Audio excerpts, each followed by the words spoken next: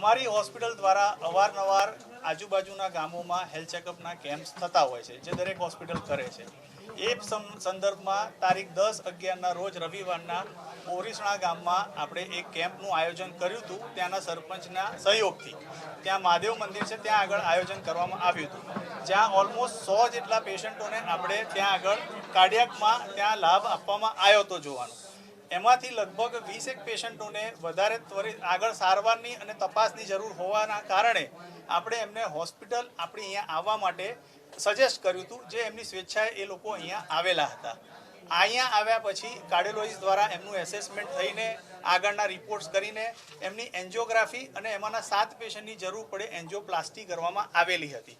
આ પ્લાસ્ટી કરેલા 7 પેશન્ટમાંથી unfortunately critical કન્ડિશનના કારણે 2 પેશન્ટોના મૃત્યુ થયા, જેના માટે અમે ખૂબ જ આશ્વાસન એમના પરિવાર માટે રાખીએ છીએ અને અમને ખરેખર એના માટે ઘણી સાંત્વના છે.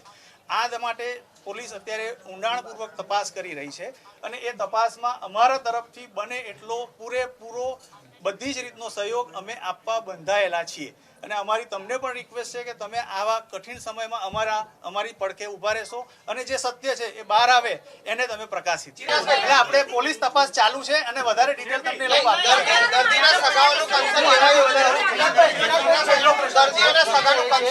જેટલા પેશન્ટ એડમિટ હતા એમનું અપ્રુવલ કેટલી વારમાં મળી ગયું તમને, અને એ પ્રોસેસમાં તમે કન્સેન્ટ ફોર્મની જે વાત આવે છે એ સિગ્નેચરની વાત એ કેમ નહોતી થઈ એવું આક્ષેપ? ટેકનિકલ આટલી ડિટેલ મારી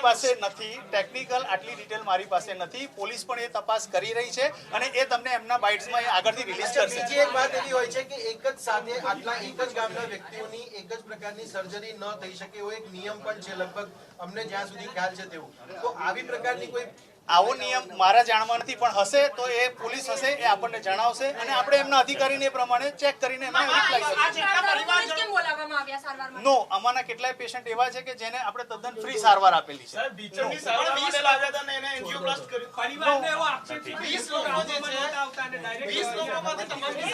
જો આ બધા જ સવાલના જવાબ તમને કદાચ પોલીસ આપી શકશે અને અમે એમની તપાસમાં બેદરકારી કંઈ પણ હશે પોલીસ તપાસમાં બહાર આવશે અને આ પોલીસ તપાસમાં અમારો પૂરો સહયોગ. ચિરાગભાઈ, હવે બાકીના જે 5 દર્દીઓ છે, સપોઝ એમને કોઈ તકલીફ થાય તો એની જવાબદારી હવે કોણ લેશે?